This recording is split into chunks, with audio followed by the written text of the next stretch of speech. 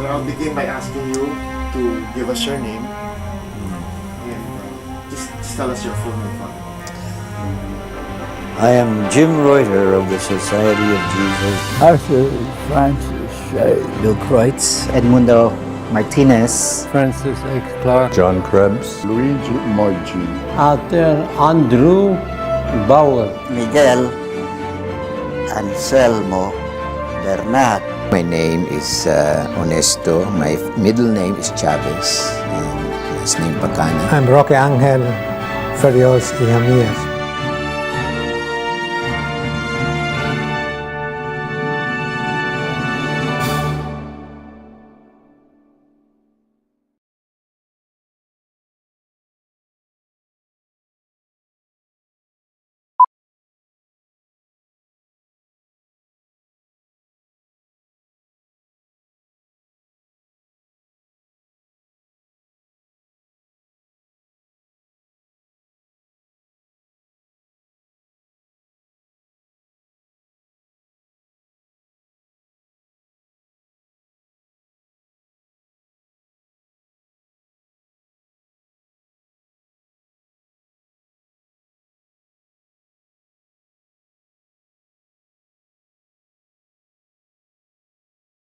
Why do you think Jesuit education is important in the Philippines?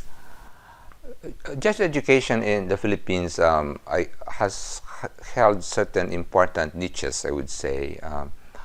One is a tradition of excellence, which is recognized.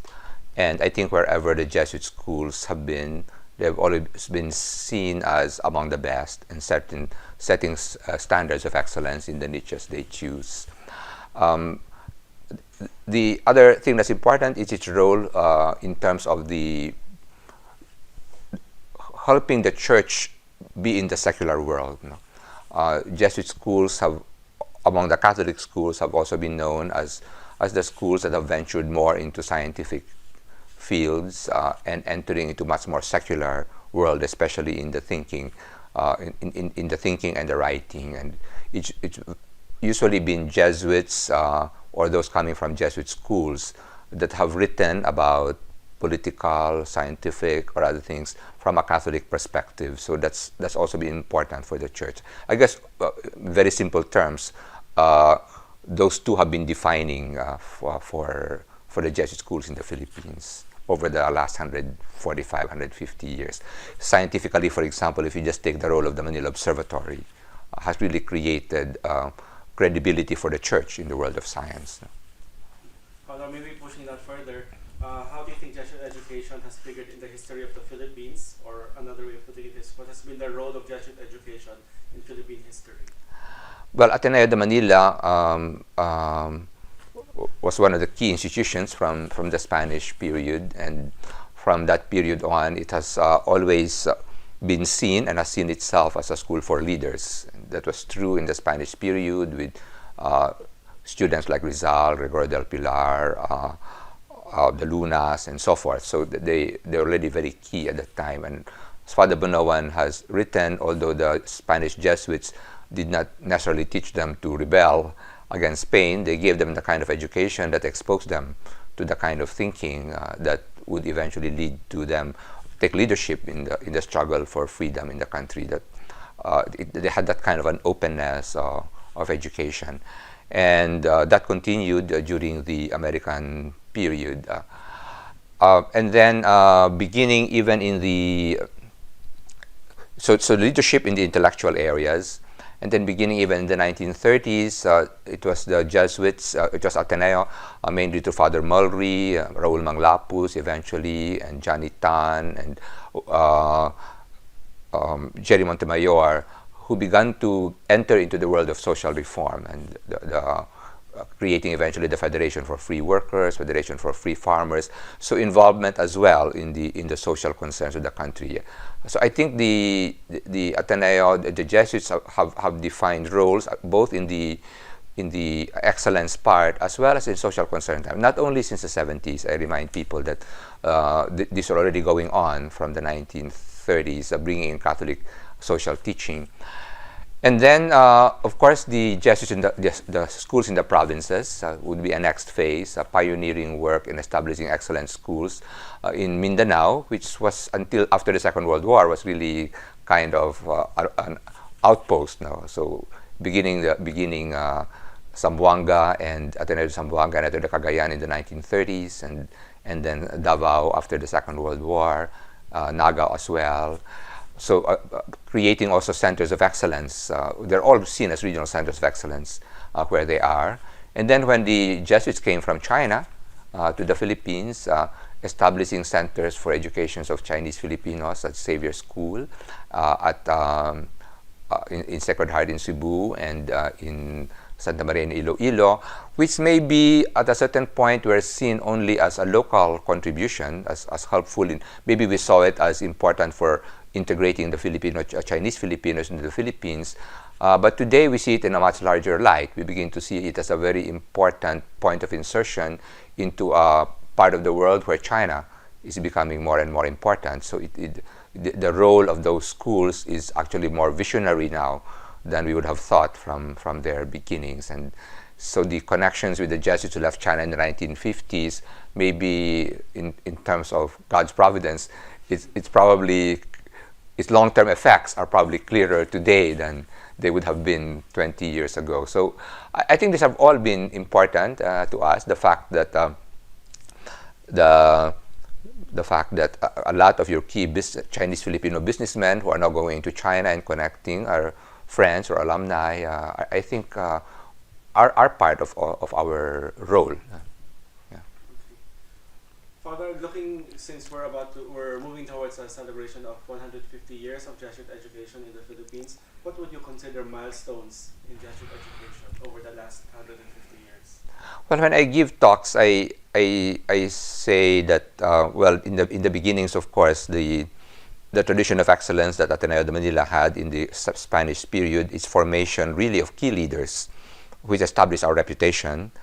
I would also cite the role of the Manila Observatory as establishing our role in the science world would have been a key milestone.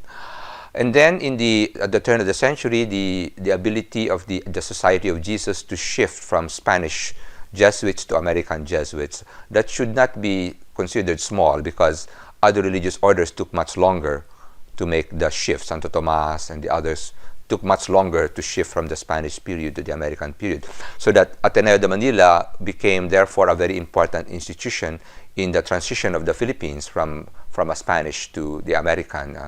If you read actually the yearbooks, you can see the change. Now, this year it's mostly Spanish and a little English. The next, after a couple of years, it's half Spanish and half English, until finally the yearbooks become all English. And you can see that many of them are bilingual. You can see the shifts happening. So I think the Ateneo de Manila did help in that transition.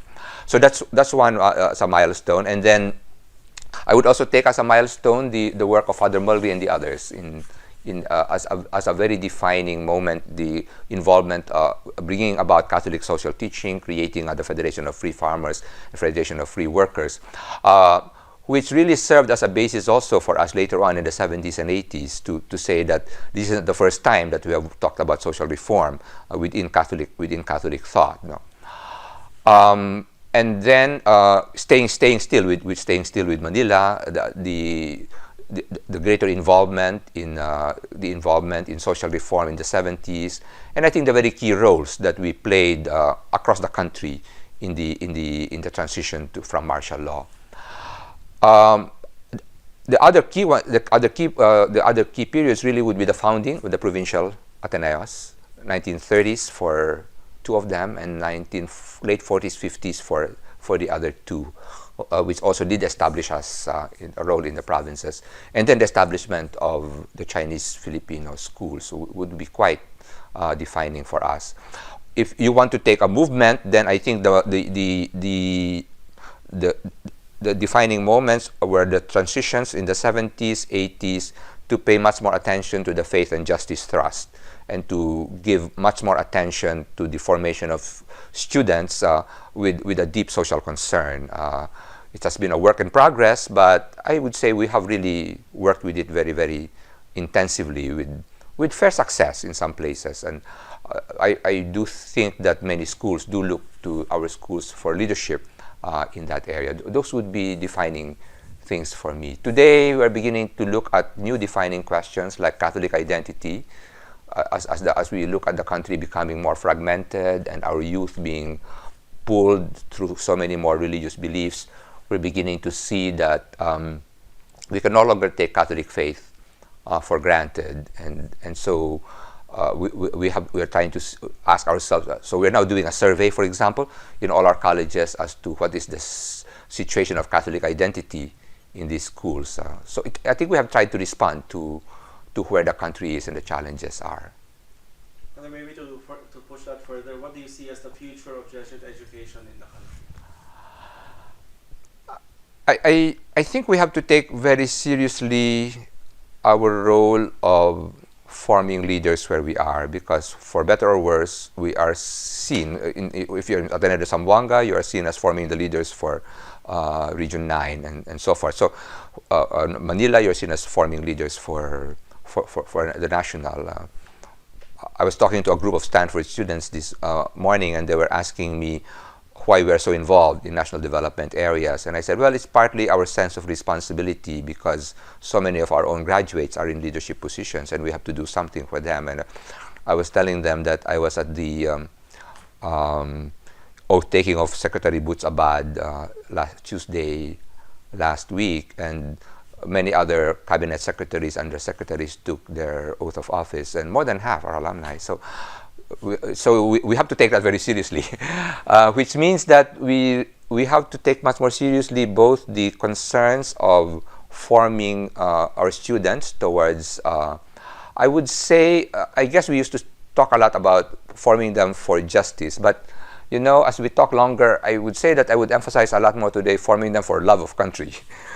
Because sometimes justice maybe is a little too abstract for some of them. And if we look at an area of weakness in Filipino leaders or Filipinos in general, the kind of deep patriotism or deep love of country which you see in other nations, unfortunately, is not very strong. And it is something that we have not done such a good job in. I would say that's one. We really have to make much more effort to teach our young people, especially future leaders, a true love of country. And we have to take much more seriously, again, this question of Catholic faith, Catholic identity. It's severely threatened. And it's not just to preserve the faith, it's not just that. It is also because it's so central to Filipino identity that if we allow that to kind of get diffused and dispersed, we may end up really with no clear center. Okay, Father, one last question. Father, it's always been a Jesuit approach to form leaders. Yes. To form intelligent people who we hope will transform society. But many have criticized us for that also by saying that we have formed the elite, but they have not transformed society. They've just entrenched themselves. How would you react? Well, that really is the problem, and I think that's precisely the whole challenge that we face. Because I think for a very long time the question of what does it mean to form leaders was not clearly defined, and I think there was a tendency, and unfortunately in Philippine society, this is the way we often think of it. There's been a tendency to think that forming leaders means forming excellent people, period. No? So if they are summa cum laudes, or they're excellent in debate, or excellent lawyers, then we have formed great leaders. But the question of forming leaders who would serve their country and measuring that has not been so strong with us. Because I tell people that you look at countries like France or England, their top schools form elite too. They all train to elite.